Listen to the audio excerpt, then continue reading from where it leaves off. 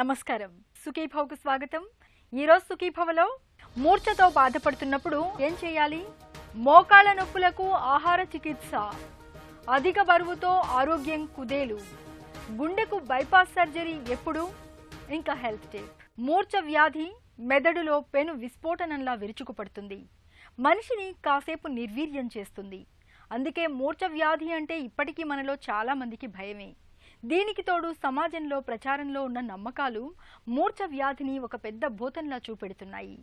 ఎవరైనా ఒక వ్యక్తి మూర్ఛతో బాధపడుతున్నప్పుడు మనలో చాలామంది వెంటనే చేతిలో తాళాల గుత్తిని పెట్టేస్తూ ఉంటారు, లేదంటే నెత్తి మీద నీళ్లను గుమ్మరిస్తూ ఉంటారు కూడా. మరికొందరైతే చీపురుతో కూడా కొడుతూ ఉంటారు. మరి ఇలా చేయడం వల్ల మూర్ఛలు తగ్గుతాయా? అసలు మూర్ఛతో బాధపడుతున్నప్పుడు ప్రథమ చికిత్సగా ఏం చేయాలి, ఏం చేయకూడదు, మొదలైన వివరాల గురించి ఇప్పుడు తెలుసుకుందాం.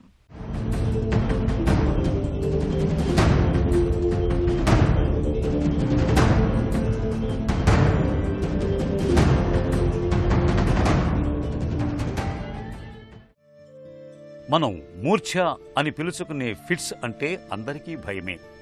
వ్యాధిగా అది ప్రాణాంతకం కాకపోయినా ప్రమాదానికి గురిచేసే పరిస్థితులకు దారితీస్తుంది.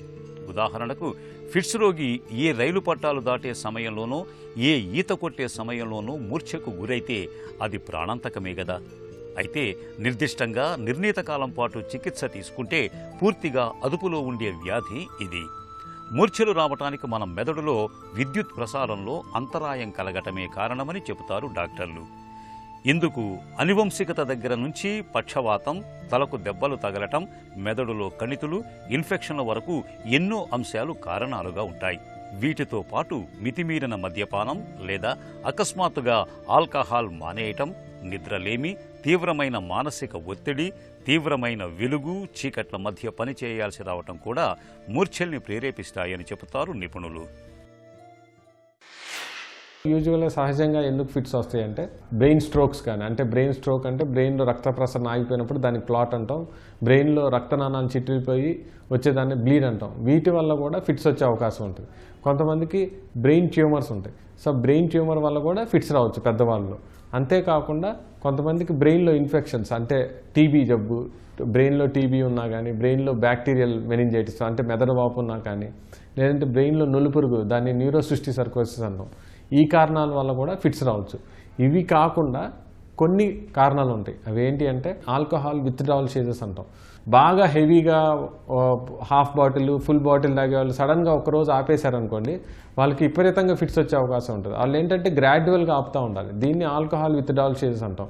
ఇలా వచ్చే ఫిట్స్కి మనం మెడిసిన్స్ ఇవ్వాల్సిన అవసరం ఏం లేదు, ఎందుకంటే మందు ఆపటం వల్ల వచ్చింది కాబట్టి. వాళ్ళు మళ్ళీ మందు తాగకుండా సడన్గా ఆపకుండా ఉంటే వాళ్ళకి మళ్ళీ ఫిట్స్ వచ్చే అవకాశం ఉండదు. అలాగే కొంతమందికి ఏంటంటే బ్లడ్లో షుగర్ పడిపోవటం వల్ల ఫిట్స్ వస్తాయి. దాన్ని హైపోగ్లైసిమిక్ సీజెస్ అంటాం. అలాంటి వారికి ఏంటంటే మనం ఫిట్స్కి మెడిసిన్స్ ఇవ్వాల్సిన అవసరం లేదు, షుగర్ని కరెక్ట్ చేస్తే సరిపోతుంది. అలా కాకుండా కొంతమందికి బాడీలో సోడియం పడిపోయినా, సోడియం ఎక్కిస్తే వాళ్ళకి ఫిట్స్ అనేవి తగ్గిపోయే అవకాశం ఉంటుంది. సో ఇలా వచ్చే ఫిట్స్కి మనం ట్రీట్మెంట్ తీసుకోవాల్సిన అవసరం లేదు. ఓన్లీ బ్రెయిన్లో ఏదైనా ప్రాబ్లం ఉండి కానీ, కొన్ని సిండ్రోమ్స్లో కానీ ఫిట్స్కి మెడిసిన్స్ తీసుకుంటే సరిపోతుంది. మెదడులో పిడుగులా విరుచుకుపడే ఈ మూర్ఛలు వయసుతో నిమిత్తం లేకుండా అందరిలోనూ కనిపిస్తూ ఉంటాయి. మూర్ఛ మొదలైనప్పుడు అకస్మాత్తుగా స్పృహ కోల్పోవడం, కాళ్ళు చేతులు కొట్టుకుంటూ ఉండటం, కనుపాపలు పైవైపునకు తిరుగుతూ ఉంటాయి. కొందరిలో కేవలం స్పృహ కోల్పోవటం మాత్రమే జరుగుతుంది. కొందరిలో కేవలం చేతులు మాత్రమే ఉలిక్కిపడ్డట్టుగా కదులుతాయి. కొందరు స్పృహ కోల్పోరు గాని కాసేపు అచేతనంగా ఉండిపోతారు. ఫిట్స్ 5 నిమిషాల కంటే తక్కువ వ్యవధిలో వస్తే అవి మెదడుకు హాని చేయవు. కానీ ఆ పరిస్థితిలో కొందరు నాలుకను బలంగా కొరుక్కుంటారు. మరికొందరిలో దంతాలు విరిగిపోవటం, భుజం ఎముక స్థానం తప్పటం లేదా విరగటం, తలకు గాయం కావటం వంటివి కూడా జరగవచ్చు. ఇలాంటప్పుడు మనలో చాలామంది చేతిలో తాళాల గుత్తి ఉంచటం లేదా ఏదైనా లోహపు వస్తువును ఉంచటం చేస్తూ ఉంటారు. నిజానికి అలా చేయటం ఎంతమాత్రం మంచిది కాదు. ఫిట్స్ వచ్చిన వాళ్ళలో మనం తీసుకోవాల్సిన జాగ్రత్తలు ఏంటి? చాలామందికి ఏంటంటే చాలా అపోహలు ఉంటాయి. ఫిట్స్ వస్తున్న వాళ్ళకి సడన్గా ఏం చేస్తారంటే చేతుల్లో తాళాలు పెట్టేయటం, నెక్స్ట్ కొంతమంది కొట్టడం, నోట్లో గొడ్డలు కుక్కటం, ఇలాంటివి చేస్తూ ఉంటారు. ఇప్పుడు పులిహారలో పులి ఉండటం ఎంత అబద్ధమో అలాగే ఇప్పుడు మనకు చేతిలో మనం తాళాలు గుర్తుపెట్టినప్పుడు ఫిట్స్ తగ్గటం అనేది అంత అబద్ధం. ఎందుకంటే ఫిట్స్ చాలామందికి మనం చేతిలో తాళాలు పెట్టినా పెట్టకపోయినా ఒక 30 సెకండ్ల నుంచి 1 నిమిషం లోపు, లేదంటే మ్యాక్సిమం 2 నిమిషాల లోపు ఫిట్స్ అనేవి తగ్గిపోతాయి. సో చేతిలో తాళాలు పెట్టిన వాళ్ళు ఏమనుకుంటారంటే మనం తాళాలు పెట్టినాం కాబట్టి తగ్గిందని అనుకుంటారు. అది చాలా తప్పండి. ఎందుకు అంటే ఇప్పుడు చేతిలో మెరక మీరు తాళాలు పెట్టారనుకోండి, ఏమవుతుందంటే వాళ్ళు బాగా విగరస్గా ఇట్లా కొట్టుకుంటున్నప్పుడు మీకు ఏమవుతుందంటే ఈ తాళాలు చేతికి గుచ్చుకొని సెప్టిక్ అయ్యే అవకాశం ఉంటుంది, ఇన్ఫెక్షన్స్ వచ్చే అవకాశం ఉంటుంది. అంతేగాని ఫిట్స్ మట్టికి దానివల్ల తగ్గవండి. అంతేకాకుండా కొంతమంది ఏం చేస్తారంటే నోట్లో గుగ్గలు కుక్ వేయడం అలాంటివి చేస్తారు. అది కూడా చేయకూడదు. ఒక్కొక్కసారి ఏమవుతుందంటే వాళ్ళు స్వాలో చేసేటప్పుడు ఆ గుడ్డలు లోపలికి వెళ్ళి ఆ క్లాత్ లోపలికి వెళ్ళిపోయి మింగేసే అవకాశం కూడా ఉంటుంది. అది చాలా ప్రమాదకరం. సో ఇది కూడా చేయకూడదండి. మనం చేయాల్సింది ఏంటి అంటే ఫస్ట్ ఫిట్ వస్తున్నప్పుడు ఆ పర్టికులర్ ఇండివిజువల్ అంటే ఫిట్స్ ఎవరికైతే వస్తున్నాయో వాళ్ళు ఎక్కడున్నారు, అంటే ఇప్పుడు ఎత్తైన ప్రదేశంలో ఉన్నారా, లేదంటే అక్కడ వంట చేస్తూ ఉన్నారా, లేదంటే ఆ చుట్టుపక్కల ఇంకేమన్నా ఉన్నాయా. ఇప్పుడు ఏమవుతుందంటే ఫిట్ వచ్చి వాళ్ళు కొట్టుకుంటున్నప్పుడు చుట్టుపక్కల స్టూల్ కానీ ఇంకోటి కానీ టేబుల్ కానీ లేదంటే ఇంకా అక్కడ ఉన్నాయి అనుకోండి, మీరు కొట్టుకునేటప్పుడు ఏమవుతుందంటే హెడ్ ఇంజరీస్ కానీ దీనికి అయ్యే అవకాశం ఉంటుంది. సో మనం ఏం చేయాలంటే ఫిట్ వచ్చేటప్పుడు ఆ పర్టికులర్ పర్సన్ని ఎడం వైపు తిప్పి పడుకోబెట్టి ఆ చుట్టుపక్కల ఏమైతే ఉన్నాయో అవి దూరంగా నెట్టేసేయాలి. సో ఎడం వైపు తిప్పాల్సింది ఎందుకు అంటే మనకేమవుతుందంటే ఫిట్ వచ్చేటప్పుడు అంతకుముందు గంట క్రితం 2 గంటల క్రితం ఫుడ్ తీసుకుని ఉన్నాడు అనుకోండి ఆ ఫిట్ వచ్చే అతను, ఆ ఫుడ్ అంతా ఏమవుతుందంటే జీర్ణాశయంలో నుంచి శ్వాసకోశలోకి వెళ్ళే అవకాశం ఉంటుంది. దాన్ని యాస్పిరేషన్ అంటాం. ఈ ఫిట్ వచ్చే వాళ్ళకి కామన్గా జరుగుతూ ఉంటుంది. సో అది రాకుండా అరికట్టాలంటే మనం ఏం చేయాలంటే లెఫ్ట్ లేటరల్ పొజిషన్ అంటే ఎడం వైపుకు తిప్పి పడుకోబెట్టాలి. అంతేకాకుండా ఇప్పుడు ఫర్ ఎగ్జాంపుల్ ఆ వంట చేసే దగ్గర ఫిట్ వస్తున్నాయి అనుకోండి, మీరు ఇమీడియట్గా ఆ పర్సన్ని ఆ ఏరియా నుంచి దూరంగా తీసుకొచ్చేయాలి. అలాగే ఎత్తైన ప్రదేశంలో వస్తున్నాయి అనుకోండి, ఇమీడియట్గా ఆ పక్కనున్న పర్సన్ ఆ పర్టికులర్ పర్సన్ని పక్కకు తీసుకొచ్చేసేయాలి. ఎవరైనా ఒక వ్యక్తి మూర్ఛతో బాధపడుతున్నప్పుడు ముందుగా వారిని సురక్షితమైన ప్రదేశానికి తరలించాలి. కానీ ఎక్కువగా కదిలించకూడదు. ఆ వ్యక్తికి ఎలాంటి గాయాలు కాకుండా చూడండి. చుట్టుపక్కల ఉండే ప్రమాదకరమైన వస్తువుల్ని పక్కకు తొలగించండి. ఒక పక్కకు ఒరిగి ఉండేలా పడుకోబెట్టాలి. వాంతిని మింగకుండా ఉండేందుకు పక్క వైపుకు తిప్పండి. తల కింద కాస్త ఎత్తుగా ఏదైనా పెట్టి తగినంత గాలి ఆడేలా చూడండి. రోగి కాళ్ళు చేతులు కొట్టుకుంటున్నప్పుడు దాన్ని ఆపటానికి ప్రయత్నించకూడదు. ఎట్టి పరిస్థితుల్లోనూ మూర్ఛల్ని ఆపే ప్రయత్నం చేయొద్దు. చేతుల్లో ఇనుప వస్తువులు తాళం చెవులు పెట్టద్దు. నెత్తిపై నీళ్లు కుమ్మరించటం, చీపుళ్లతో కొట్టడం వంటివి చేయకూడదు. బలవంతంగా నీళ్లు తాగించటం, నోట్లోకి నీళ్లు పోయటం మంచిది కాదు. మూర్ఛలు తగ్గే వరకు ఆ వ్యక్తి కదలికల్ని గమనిస్తూ ఉండండి. మూర్ఛలు తగ్గి ఆ వ్యక్తి స్థిమితపడిన తర్వాత తినటానికి తాగటానికి ఏదైనా ఇవ్వచ్చు. సాధారణంగా ఫిట్స్ వచ్చినప్పుడు 5 నిమిషాల్లో రోగి తనంతట తానే మామూలు స్థితిలోకి వస్తాడు. ఒకవేళ అలా జరగకపోయినా లేదా మళ్లీ వెంటనే ఫిట్స్ రావటం ప్రారంభమైనా వీలైనంత త్వరగా అతడిని ఆసుపత్రికి తరలించాలి. సహజంగానే చాలామందికి ఫిట్స్ 1 నిమిషంలో తగ్గిపోతాయి. ఫిట్స్ ఎవరికైతే మోర్ దాన్ 5 మినిట్స్ 5 నిమిషాల కంటే ఎక్కువ ఫిట్స్ వచ్చినా, లేదంటే రిపీటెడ్గా ఫిట్స్ వచ్చి ఒక అరగంట వరకు ఫిట్స్ వచ్చిన తర్వాత మన కాన్షియస్నెస్లోకి రాకపోయినా, అంటే మనం పిలిచినా పలకపోయినా, 5 నిమిషాల కంటే ఎక్కువ కొట్టుకుంటున్నా, లేదంటే ఫిట్ వచ్చిన తర్వాత చెయ్యి కాలు పని చేయకపోయినా, ఫిట్ వచ్చిన తర్వాత మనకి చూపు ఇబ్బంది అయ్యి లేదంటే మాట పడిపోవటం కానీ ఇలాంటివి జరిగినా ఇమీడియట్గా హాస్పిటల్కి రష్ అయిపోయి తగిన చికిత్స తగిన టైంలో తీసుకుంటే వాళ్ళని ఫిట్స్ కంప్లీట్గా అరికట్టే అవకాశం ఉంటుంది. పదే పదే ఫిట్స్ రావటం, మూర్ఛ మందులతో కనిపించే దుష్ఫలితాలు, మూర్ఛ వ్యాధిపై సమాజంలో కనిపించే వివక్ష ఇవన్నీ కలగలిసి మూర్ఛ బాధితుల్లో డిప్రెషన్ని తెచ్చిపెడుతూ ఉంటాయి.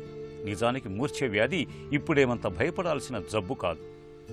Socrates, Aristotle, Pythagoras, Alexander, Isaac Newton, Tolstoy ఇలా ఎందరో మహానుభావులు మూర్ఛలతో బాధపడిన వాళ్లేనని చరిత్ర చెబుతోంది. ఆ మహనీయులందరూ మూర్ఛ వ్యాధిని గడ్డిపోసలాగా ఎంచి అనన్య సామాన్యమైన పేరు ప్రఖ్యాతుల్ని సాధించారు. ఒకప్పటితో పోలిస్తే నేటి ఆధునిక వైద్యంలో ఇవాళ మూర్ఛ వ్యాధికి చక్కటి మందులు అందుబాటులో ఉన్నాయి. అవసరమైతే సర్జరీ కూడా చేస్తున్నారు. ఈ నేపథ్యంలో మూర్ఛ వ్యాధిపై అవగాహన పెంచుకొని చక్కగా చికిత్స తీసుకుంటే చాలు. మూర్ఛ వ్యాధి నుంచి చక్కగా బయటపడవచ్చు. మూర్ఛతో బాధపడుతున్నప్పుడు ఆ వ్యక్తికి తగినంత గాలి అందేలా చూడాలి. నాలుకను కొరుక్కోకుండా, నాలుక లోపలికి వెళ్లకుండా చూడాలి. చేతిలో తాళాలు పెట్టడం, నీళ్లు కుమ్మరించడం చెయ్యకూడదు. మూర్ఛలు ఎంతకీ తగ్గనప్పుడు వెంటనే ఆసుపత్రికి తరలించాలి.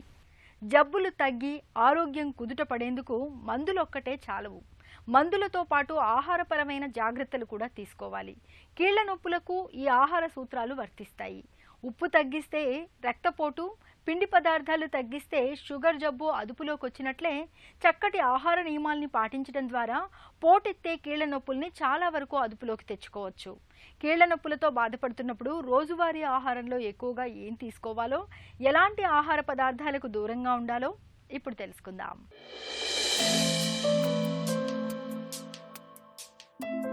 ఉప్పు తగ్గిస్తే బీపీ, కార్బోహైడ్రేట్లు తగ్గిస్తే షుగర్ అదుపులో ఉన్నట్లే సరైన ఆహార నియమాలు పాటిస్తే పోటెత్తే కీళ్ల నొప్పులు చక్కగా అదుపులో ఉంటాయి. ముఖ్యంగా ఒమేగా 3 రకానికి చెందిన కొవ్వు ఆమ్లాలు గుండె ఆరోగ్యానికే కాదు, వాపును తగ్గించటానికి బాగా తోడ్పడతాయి. కీళ్లవాతం బాధితుల్లో నొప్పిని తగ్గించటంలో ఒమేగా 3 కొవ్వులు బాగా ఉపయుక్తంగా ఉన్నట్లు పరిశోధకులు చెబుతున్నారు. సాల్మన్ చేపలు, అవిసె గింజలు, ఆలివ్ నూనె తదితరాల్లో ఒమేగా 3 రకానికి చెందిన కొవ్వులు సమృద్ధిగా లభిస్తాయి. వీటిని తరచుగా తీసుకోవాలి. అలాగే క్యాబేజీ, క్యాలీఫ్లవర్ వంటి కూరగాయలకు వాపును తగ్గించే గుణం ఉంది. అంతేకాదు వీటిలో విటమిన్ సి కూడా దండిగా ఉంటుంది. ఇవి కీళ్ల నొప్పుల్ని తగ్గించటంలో బాగా సహాయపడతాయి. కీళ్ల నొప్పులతో బాధపడుతున్నప్పుడు వాపును ప్రేరేపించే ఆహారాలకు దూరంగా ఉండాలి. మాంసంలో ఒమేగా 6 రకానికి చెందిన కొవ్వులు ఎక్కువ. ఇవి వాపును ప్రేరేపిస్తాయి. కాబట్టి మాంసాహారాన్ని వీలైనంత వరకు తగ్గించాలి. అలాగే చిక్కుళ్ళు, పప్పులు, వేరుశెనగలు, టమాటాలు, బంగాళదుంపలు కూడా వాపును ప్రేరేపిస్తాయి. వీటిని మితంగా తీసుకోవాలి. శీతల పానీయాలు, పండ్ల రసాలు, మిఠాయిల్ని కూడా బాగా తగ్గించాలి. ఆహార నియమాలకు వ్యాయామం తోడైతే మరింత మేలు. అయితే కీళ్లు అరిగిపోయిన వారు, స్థూలకాయంతో బాధపడేవారు కీళ్లపై అంతగా భారం పడని ఈత వంటి వ్యాయామాల్ని ఎంచుకోవటం మేలు. అధిక బరువు నేడు మన పాలిట గుదిబండలా మారుతోంది. స్థూలకాయం మన ఆరోగ్యానికి పెనుశాపంలా పరిణమిస్తోంది. హై బీపీ, గుండె జబ్బులు, షుగర్, క్యాన్సర్ల వంటి ప్రమాదకరమైన విపత్తులన్నీ ప్రత్యక్షంగానో పరోక్షంగానో మన బరువుతో ముడిపడినవే. ఒక తీరు తెన్ను లేని ఆహారపు అలవాట్లు, శరీరానికి తగినంత శ్రమ లేకపోవడం, నిరంతరం ఒత్తిళ్లతో కూడిన జీవనం, బద్ధకపు జీవన సరళి, ఇవన్నీ నేడు మనకు స్థూలకాయాన్ని శాపంగా అంటగడుతున్నాయి. ఈ నేపథ్యంలో స్థూలకాయంతో తలెత్తే సమస్యలు, బరువును వదిలించుకునే మార్గాల గురించి ఇప్పుడు తెలుసుకుందాం. ఒబిసిటీ వల్ల వచ్చే ప్రాబ్లమ్స్ గురించి డిస్కస్ చేద్దాం. ఇన్ఫ్యాక్ట్ ఒబిసిటీ అంటే బాడీలో ఫ్యాట్ ఎక్కువ ఉండటం అనేది ప్రతి ఆర్గాన్కి సంబంధించి కొన్ని ప్రాబ్లమ్స్ క్రియేట్ చేయగలదు. ఎస్పెషల్లీ షుగర్ వ్యాధిని నియంత్రణలో కొంచెం ప్రాబ్లమ్స్ క్రియేట్ చేయగలదు.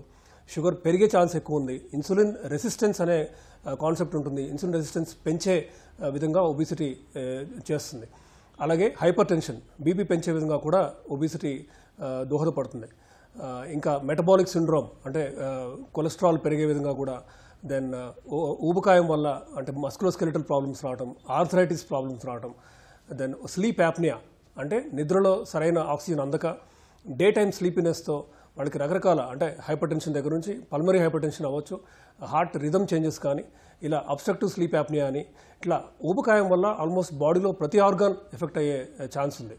సో ఒబిసిటీ అంటే ఫ్యాట్ ఎలా తగ్గించుకోవాలి అని కనుక చూసుకుంటే mainly exercise and diet. So exercise అనేది కనీసం 45 minutes ఎవ్రీడే, అంటే కార్డియో బాగా రన్నింగ్ అవ్వచ్చు, లేదంటే సైక్లింగ్ అవ్వచ్చు, ఇలాంటి cardio exercises plus weight training exercises చేస్తూ విగరస్ ఎక్సర్సైజ్ అంటే 45 minutes per day at least 6 to 7 days కన్నా మనం చేస్తే ఖచ్చితంగా అది ఎక్సర్సైజ్ హెల్ప్ అవుతుంది. అలాగే డైట్ విషయానికి వస్తే లో గ్లైసెమిక్ ఇండెక్స్ ఫుడ్స్ తీసుకుంటూ, ఎక్కువ ఫ్రూట్స్ అండ్ వెజిటబుల్స్ తీసుకుంటూ, oil food then high calorie ఫుడ్స్ని అవాయిడ్ చేస్తూ, నాన్ వెజిటేరియన్ ఫుడ్లో ఎస్పెషల్లీ రెడ్ మీట్ని అవాయిడ్ చేసుకుంటూ, ఎక్కువ మిల్క్ అండ్ డైరీ ప్రోడక్ట్స్ తీసుకుంటూ, అంటే యాంటీ ఆక్సిడెంట్స్ రిచ్ ఫుడ్ అంటే సోయా అవ్వచ్చు, ఫిష్ అవ్వచ్చు, ఇవన్నీ తీసుకుంటూ సరైన విధంగా కనుక డైట్ చేస్తే ఖచ్చితంగా బాడీ వెయిట్ తగ్గుతుంది. అయితే ఇవి చేసిన తర్వాత కూడా ఇన్ఫ్యాక్ట్ తగ్గని వాళ్ళు చాలామంది ఉంటారు. దీనికి FDA అంటే వరల్డ్ వైడ్ అప్రూవ్డ్ కొన్ని మెడిసిన్స్ కూడా ఉన్నాయి. Completely side effect free medicines ఉన్నాయి. సో ఈ మెడిసిన్స్ హెల్ప్తో ఖచ్చితంగా బాడీ మాస్ ఇండెక్స్ని మనం 23 లోపు తీసుకురావడానికి ప్రయత్నించవచ్చు. సో ఒబిసిటీ ట్రీట్మెంట్లో భాగంగా ఇన్ఫ్యాక్ట్ మెడిసిన్సే కాకుండా కొన్ని రకాల సర్జికల్ ప్రొసీజర్స్ కూడా ఉన్నాయి. మనం స్టమక్ వాల్యూమ్ రిడక్షన్ సర్జరీస్ ఉన్నాయి, బేరియాట్రిక్ సర్జరీ అంటాం. సో ఈ బేరియాట్రిక్ సర్జరీ యూజువల్గా బాగా ఎక్కువ అంటే 40 BMI కంటే ఎక్కువ ఉన్న, లేదంటే 35 కంటే ఎక్కువ ఉండి సివియర్ షుగర్ కానీ ఇవన్నీ ఉన్న వాళ్ళకి మనం రికమెండ్ చేస్తూ ఉంటాం. బరువును అదుపులో ఉంచుకోవడం అనేది పూర్తిగా మన చేతుల్లో పనే. ఆహార వ్యాయామాల్లో తగిన జాగ్రత్తలు తీసుకోవాలి. వీటితో కూడా ఫలితం లేనప్పుడు బరువును తగ్గించే బేరియాట్రిక్ సర్జరీల సాయం తీసుకోవడం మేలు. కాలువలో బురద పేరుకుపోతే నీటి ప్రవాహం మందగించిపోతుంది. ఇలాంటప్పుడు ఆ బురదను తొలగిస్తేనే కానీ నీటి ప్రవాహం సాఫీగా సాగదు. ఇక ఆ బురదను తొలగించడం కష్టమైన పరిస్థితుల్లో కాలువకు పక్కనే మరో పిల్ల కాలువను ఏర్పాటు చేసి నీటి ప్రవాహాన్ని అందులోకి మళ్లించాల్సి ఉంటుంది. ప్రాణాధారమైన మన పిడికెడు గుండె విషయంలోనూ ఇలాంటి పరిస్థితులు ఎదురవుతూ ఉంటాయి. గుండెకు రక్తాన్ని మోసుకెళ్లే రక్తనాళాల్లో పూడికలు ఏర్పడినప్పుడు వాటిని తొలగించడానికి స్టెంట్లు వేయడం మొదలుకొని బైపాస్ సర్జరీ వరకు ప్రయత్నాలు చేయాల్సి ఉంటుంది. గుండెకు బైపాస్ సర్జరీ ఎప్పుడు అవసరమవుతుందో, బైపాస్ సర్జరీ విధానం ఎలా ఉంటుందో డాక్టర్ని అడిగి ఇప్పుడు తెలుసుకుందాం.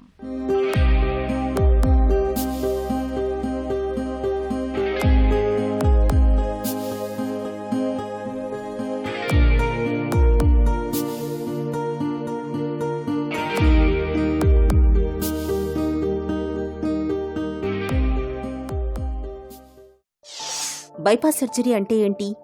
బైపాస్ సర్జరీ అంటే మెయిన్గా గుండె పైన రక్తనాళాలు, చిన్న చిన్న రక్తనాళాలు ఉంటాయి. అంటే మనకి చేతులకి, కాళ్ళకి, వీటికి కూడా ఎలా రక్తనాళాలు సరఫరా చేస్తాయో గుండెకి కూడా మనకి పంపింగ్కి కానీ ఫంక్షనింగ్ కానీ వీటన్నిటికీ బ్లడ్ సప్లై, ఆక్సిజన్ ఇవన్నీ గుండెకి కూడా అవసరం. సో వీటిని అవసరాలు తీర్చడానికి మనకి రక్తనాళాలు ఉంటాయి. ఈ రక్తనాళాల్లో బ్లాకులు అనేవి ఏర్పడుతూ ఉంటాయి. ఈ బ్లాకుల్ని మనం తప్పించే మార్గాన్ని కొన్ని సర్జరీలు అనేవి ప్లాన్ చేసాం. వాటిని ఏంటంటే ఈ బ్లాక్ని, ఇప్పుడు ఇక్కడ బ్లాక్ ఉందనుకోండి, ఇక్కడి నుంచి ఇక్కడికి వేస్తాం. సో దాన్ని అంటే ఈ బ్లాక్ని బైపాస్ చేస్తూ ఉంటాం, అందుకని దాన్ని బైపాస్ సర్జరీ అన్నారు. అంటే బ్లాక్ నుంచి కాకోకుండా వేరే మార్గం నుంచి బ్లడ్ సప్లై ఈ రక్తనాళానికి ఇవ్వటమే బైపాస్ సర్జరీ అని. బైపాస్ ఎప్పుడు అవసరం, ఎప్పుడు అవసరం లేదు? ఈ బైపాస్ అనేది మెయిన్గా పేషెంట్ సిమ్టమాటిక్గా ఉండాలి. అంటే గుండె నొప్పి ఇవన్నీ వస్తూ ఉండాలి. ఈ గుండె నొప్పి వచ్చినప్పుడు హార్ట్ టీమ్ అనేది ఉంటుంది. అంటే ఇందులో కార్డియాక్ సర్జన్స్ అండ్ కార్డియాలజిస్ట్ కూర్చుని మనం డిస్కస్ చేసుకోవాలి. అందులో ట్రిపుల్ వెసల్ డిసీజెస్ అయితే బైపాస్ సర్జరీకి ఇస్తారు. డబుల్ వెసల్లో కూడా left main coronary artery disease, స్టెంట్కి, యాంజియోప్లాస్టీకి కొన్ని హై రిస్క్ ఉంటాయి. లెఫ్ట్ మెయిన్ స్టెంటింగ్ అంటే 50% మోర్టాలిటీ ఉంటుంది వితిన్ 30 daysలో. సో అలాంటి సర్జరీకి మనం తీసుకుంటూ ఉంటే రిజల్ట్స్ అనేవి బాగుంటూ ఉంటాయి. So triple vessel disease and left mains ఇప్పుడు మనకి సర్జరీకి ఇస్తూ ఉన్నారు. మల్టిపుల్ బైపాస్ సర్జరీని ఎప్పుడు చేస్తారు? యూజువల్గా మనకి వచ్చే బ్లాక్లన్నీ సివియర్గా ఉన్నప్పుడే మనకి సింగిల్ వెజల్, డబుల్ వెజల్ అయితే యాంజియోప్లాస్టీకి వెళ్ళిపోయినప్పుడు మనకి మల్టిపుల్ అయితేనే మనకి వస్తూ ఉంటుంది. అంటే యాంజియోప్లాస్టీకి ఇది ఎమినబుల్ కాదు అని అనుకున్నప్పుడు మాత్రమే మనకి ఇస్తారు. సో అలాంటి స్టేజ్లో ఎప్పుడు మనం మల్టిపుల్కే వెళ్తూ ఉంటాం. మినిమం 2 to 3 గ్రాఫ్ట్స్ రిక్వైర్మెంట్ ఉంటుంది. మ్యాక్సిమం 8 వరకు వేసాం మేము. సో ఎప్పుడు మల్టిపుల్లే ఉంటుంది, సింగిల్, డబుల్ అసలు మాకు రావు. ఇప్పుడు బైపాస్ సర్జరీ విధానం ఎలా ఉంటుంది? బైపాస్ సర్జరీ అనేది 2 విధాలుగా చేయొచ్చు. ఒకటి బీటింగ్ హార్ట్, రెండోది పంప్లోది. బీటింగ్ హార్ట్ వచ్చేసే లోపల ఏంటంటే అది స్కిల్డ్ ప్రొసీజర్. పంప్లో వచ్చే లోపల ఏంటంటే గుండె కంప్లీట్గా ఆపేసి మనం రెస్ట్ ఇచ్చేసి, అంటే మనకి లంగ్స్, గుండె పని చేయాల్సింది మెషిన్ చేస్తూ ఉంటుంది. సో అందుట్లో మనకి సులువుగా ఉంటుంది కుట్టడానికి. సో బీటింగ్ హార్ట్లో ఏంటంటే గుండె దాని పని అది మొత్తం చేస్తూ ఉంటుంది. అది మొత్తం చేస్తున్నప్పుడు ఆ పని అది చేస్తూ ఉన్నప్పుడు మన పని మనం చేసుకుంటూ ఉంటాం. సో బీటింగ్ హార్ట్ అనేది కొంచెం ఎక్స్పర్టైజ్డ్, స్కిల్డ్ ప్రొసీజర్. దాన్ని over a period of 5 to 8 years మనం చేయాల్సి వస్తూ ఉంటుంది. పంప్లో ఇనీషియల్ స్టేజెస్లో ఉన్నప్పుడు చేస్తూ ఉంటాం. బైపాస్ సర్జరీ ఎంతవరకు సురక్షితం? బైపాస్ సర్జరీ ఆల్మోస్ట్ 99% సేఫ్ అండి. ఇప్పుడు మనకి ప్రాబ్లం ఉన్న కేసెస్ తప్పితే ఆల్మోస్ట్ 99% సక్సెస్ రేట్స్ ఉన్నాయి. సర్జరీ తర్వాత ఎలాంటి జాగ్రత్తలు తీసుకోవాలి? బైపాస్ తర్వాత మనకి ఇనీషియల్ 3 months స్టెర్నమ్ కానీ ఇది హీల్ అవ్వేంత వరకే మనం కొంచెం జాగ్రత్తగా ఉండాలి. 3 నెలల తర్వాత ఎప్పుడైతే బోన్ కంప్లీట్గా హీల్ అయిపోయిందో, ఆయనకి ప్రీవియస్గా 30 ఏళ్ల క్రితం ఎలా ఉంటుందో గుండె యాక్టివిటీ అంత బ్యాక్ వెళ్ళిపోతూ ఉంటుంది. అంటే వాళ్ళకి ఆల్మోస్ట్ ఒక 30 సంవత్సరాల వయసు మనం తగ్గించిన వాళ్ళం అవుతాం. మెడికేషన్ కూడా వెరీ మినిమల్ మెడికేషన్. ఒక్క యాంటీప్లేట్లెట్స్, స్టాటిన్స్ అంటే రక్తనాళాలు బ్లాక్ అవ్వకోకుండా మనం తినే ఆహారంలో నూనె వస్తువులు ఇవన్నీ తగులుతూ ఉంటాయి. వీటన్నిటికీ కొత్తగా బ్లాక్లు ఏర్పడుకోకుండా ఒక్క ట్యాబ్లెట్ మాత్రం ఈ మూడిటి కాంబినేషన్లో వస్తుంది. ఆ ఒక్క ట్యాబ్లెట్ వేసుకుంటే సరిపోతూ ఉంటుంది. అసలు ఆల్మోస్ట్ పేషెంట్స్ అయితే ఆ ఒక్క ట్యాబ్లెట్ కూడా 2-3 సంవత్సరాలు వాడిన తర్వాత వదిలేస్తూ ఉంటారు. అంటే బైపాస్ సర్జరీ వల్ల ఏంటంటే మనకి 30 years లైఫ్ స్పాన్ తగ్గుతుంది. వాళ్ళు కంప్లీట్గా 70-80 కేజీలు బరువు మోసుకోవచ్చు. నెక్స్ట్ వాళ్ళకి నార్మల్ లైఫ్ అనేది ఎస్టాబ్లిష్ అవుతూ ఉంటుంది. మీకు తెలుసో లేదో ఆర్నాల్డ్ స్క్వార్జ్నెగర్ అని మనకి హాలీవుడ్లో సినిమా యాక్టర్ ఉన్నారు. ఆయనకి బైపాస్ సర్జరీ అడ్వైస్ చేశారు సింగిల్ వెజల్ డిసీజ్ ఉన్న. ఎందుకంటే ఆయనకి ఉన్న ఫిజికల్ యాక్టివిటీ నార్మల్ ఎండ్యూరెన్స్, అంటే నార్మల్ అంటే పొలం దున్నుకునే వాళ్ళు కూడా వెళ్ళి పొలం దున్నుకోవచ్చు. ఏ పని అయినా వాళ్ళు ఏది ఉందో దానికి కంప్లీట్ నార్మల్ అయిపోతారు. మెడిసిన్స్ కూడా ఏం అక్కర్లేదు. సో అంత నార్మల్సీ వస్తుంది. అందుకని ఇది బైపాస్ సర్జరీ చేసుకోవటం వల్ల వాళ్ళకి ప్రీవియస్ 30 years లైఫ్ యాక్టివిటీస్ ఏముంటాయో అవి మొత్తం వచ్చేస్తూ ఉంటాయి. గుండెకు బైపాస్ అన్నది ఇవాళ చిట్ట చివరి పరిష్కారం మాత్రమే. రక్తనాళాల్లో పూడికలకు ఇవాళ చాలా వరకు స్టెంట్లనే వాడుతున్నారు. అయితే పూడికలు మరీ ఎక్కువగా ఉన్నప్పుడు, రక్తనాళాలు పూర్తిగా పూడుకుపోయినప్పుడు మాత్రం తప్పనిసరిగా బైపాస్ సర్జరీ చేయించుకోవాలి. చిన్న చిట్కా మీకోసం. తరచూ చిగుళ్ల నుంచి రక్తస్రావం జరుగుతున్నప్పుడు నిత్యం నారింజ లేదా బత్తాయి రసాన్ని తాగడాన్ని అలవాటు చేసుకోండి. నారింజ, బత్తాయిల్లో సమృద్ధిగా ఉండే విటమిన్ సి చిగుళ్ల సమస్యను తగ్గిస్తుంది, చిగుళ్లను చక్కటి ఆరోగ్యంతో ఉంచుతుంది. సుఖీభవ కార్యక్రమానికి సంబంధించిన మీ విలువైన సూచనలు, సలహాల్ని వెంటనే మాకు రాయండి. మా చిరునామా Sukhibhava, ETV, Ramoji film city, Hyderabad 501512 లేదా sukhibhava@etv.co.in కు ఈమెయిల్ చేయండి.